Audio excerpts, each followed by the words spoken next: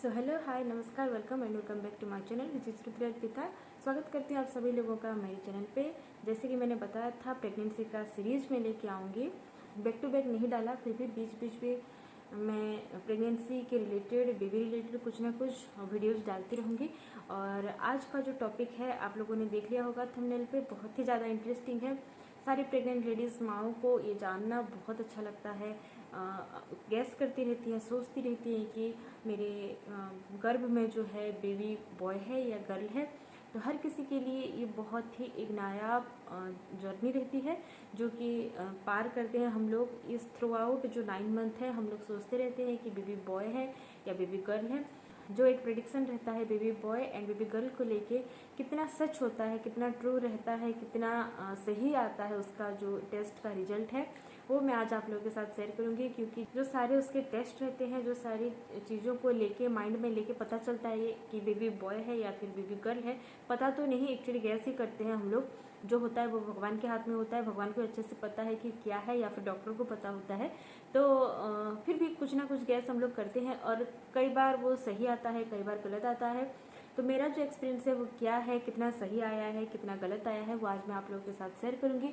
तो बहुत ज़्यादा बात हो गया है, अभी मैं बात करती हूँ जो सारे पैरामीटर्स है टोटल, जो सारी चीज़ों को लेके माइंड में हम लोग सोचते हैं बेबी बॉय है या फिर बेबी गर्ल है, उस बारे में बात करके। तो यहाँ पे 8 पैरामीटर्स हैं जिसके थ्रू गैस किया जाता है कि बेटा है या बेटी है। तो आइए चलिए स्टार्ट करते हैं आज का। तो सबसे पहले आएगा स्किन, और स्किन को लेके गूगल और इंटरनेट में दिया गया है कि अगर स्किन डल है, पिंपल्स हैं, एक्ने हैं, तो आपको बेबी गर्ल आने वाली है, क्योंकि वो मदर की जो ब्यूटी है वो चुरा लेती है। और हमारे आसपास में बोला जाता है कि अगर स्किन ग्लो करता है, अगर चेहरा सुंदर दिखता है, तो आपको बेटी आने वाली है। तो अलग अलग 2 तरह के थॉट प्रोसेस यहाँ पे मैंने पाया है स्किन को लेके। तो दोनों का ही मैं एक एक बार बोल देती हूँ। जो गूगल और इंटरनेट में है वहाँ पे दिया गया है कि अगर आपकी स्किन जो है, पिंपल्स, एक्ने, ये सारी चीज़ें आ रहा है, तो आपको बेटी होगी, क्योंकि बेटी जो है मदर की ब्यूटी ले लेती है। और अगर आपका स्किन चमक रहा है, अच्छा है, क्लियर स्किन है, तो आपको बेटा आने वाला है। ऐसा गूगल, इंटरनेट, यूट्यूब पे आता है। और यहाँ पे जो हमारे लोकली हम लोग सराउंडेड है, वहाँ पे जो बोला जाता है वहाँ कि अगर माँ का फेस ग्लो करता है, सुंदर दिखती है माँ, तो बेटी आने वाली होती है। अगर फेस मुरझाया हुआ, डल सा दिखता है, तो बेटा आने वाला है।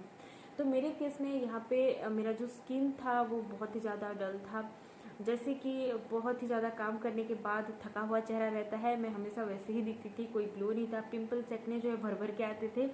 तो ये मेरे केस में, क्योंकि 2 अलग अलग तरह के प्रेडिक्शन रहते हैं स्किन को लेके, तो मेरे लिए तो यही था, अगर बेटा है तो स्किन का जो चेंजेस है वो बहुत ज़्यादा आता है, पिंपल्स, एक्ने वगैरह आते हैं, ये मैंने फील किया है। तो दूसरी जो पैरामीटर है वो है हेयर को लेके। जी हाँ, बोला जाता है कि अगर आपके बाल घने, थिक एंड लंबे होते हैं उस टाइम पे, प्रेगनेंसी के टाइम पे, तो आपको बेटा आने वाला है। मेल हार्मोन की वजह से आपके बाल का ग्रोथ अच्छा हो जाता है, वॉल्यूम अच्छा हो जाता है। और अगर आपके बाल में कोई भी चेंजेस नहीं है, आपका बाल जैसा था वैसा ही है या फिर झड़ रहा है, तो आपको बेटी आने वाली है। तो मेरे केस में मेरा जो हेयर है बहुत ज़्यादा थिक हो गया था और बहुत ही ज़्यादा लंबा होने लगा था, क्योंकि जिस टाइम पे मुझे पता चला कि मैं प्रेग्नेंट हूँ, मैंने तुरंत ही मेरे बाल काट दिए थे, क्योंकि थोड़े से लंबे थे। तो मुझे नहीं पसंद था कि अभी मैं बालों का केयर करूँ, ये सारी चीज़ें मुझे नहीं चाहिए था, तो मैंने काट दिया था, जो कि बहुत जल्दी से बहुत घना हो गया। जितने भी 1-2 बाल झड़ते थे वो भी कम हो गए और बाल का थिकनेस बहुत अच्छा हो गया। तो ये मेरे केस में सही बैठा कि बेटा आने वाला है तो बाल जो है बहुत अच्छे हो जाते हैं। तीसरी पैरामीटर जो है फूड क्रेविंग्स को लेके बताया जाता है। अगर आपको सल्टी, खट्टा और नमकीन, ये सारी चीज़ें खाने का मन करता है, तो आपको बेटा आने वाला है। और अगर आपको मीठी चीज़ें खाना पसंद है, तो आपको बेटी आने वाली है। तो मेरे केस में मेरा जो क्रेविंग्स था वो मीठा था, बहुत ज़्यादा मुझे मीठे का क्रेविंग्स होता था। मेरे फ्रिज में हमेशा चॉकलेट्स और घर पे लड्डू वगैरह कुछ ना कुछ मीठा तो हमेशा अवेलेबल रहता था। रात दिन जब भी मन करता मैं मीठा खाती रहती थी। तो मीठे का क्रेविंग्स मुझे बहुत ज़्यादा होता था, और ये मेरे केस में पूरा गलत है। बेटी होने से ही मीठा खाने का मन करता है, ऐसा कुछ भी नहीं है। मेरा बेटा था फिर भी मुझे मीठे का क्रेविंग्स किया। और यहाँ पे बात करके 4th पैरामीटर का, जो कि है मॉर्निंग सिकनेस। ऐसा बोला जाता है कि अगर आपको बेटी आने वाली है तो बहुत ज़्यादा उल्टियाँ होती है, मॉर्निंग सिकनेस होती है, सर चकराते हैं, या फिर कुछ बॉडी में बहुत सारे सिकनेस फील होते हैं। अगर आपको बेटा आने वाला है तो मॉर्निंग सिकनेस बिल्कुल भी नहीं होता, आप अच्छे से थ्रू आउट प्रेगनेंसी रहती हैं, ऐसा बोला जाता है। तो मेरे केस में मुझे मेरे थ्रू आउट प्रेगनेंसी में एक भी बार उल्टी नहीं हुआ, एक भी बार फूड स्मेल्स ऐसा कुछ मुझे फ़र्क नहीं पड़ा था। जो खाना मैं पहले खाती थी वो मैंने उस टाइम पे भी खाया। नो अदर क्रेविंग्स, कुछ ऐसा खास चेंजेस नहीं आया, बस मीठा छोड़ के।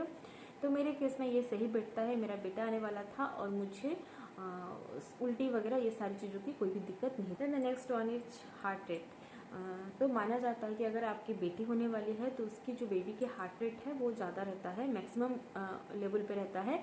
और अगर आपको बेटा आने वाला है तो उसका जो हार्ट रेट है वो लोअर लेवल में रहता है, लाइक 130 to 140, 47, 150 मैक्सिमम। अगर बेटी आने वाली है 150 से स्टार्ट होकर थोड़ा सा ज़्यादा रहता है, 140, 150, 160 तक के जाता है। तो ऐसा माना जाता है।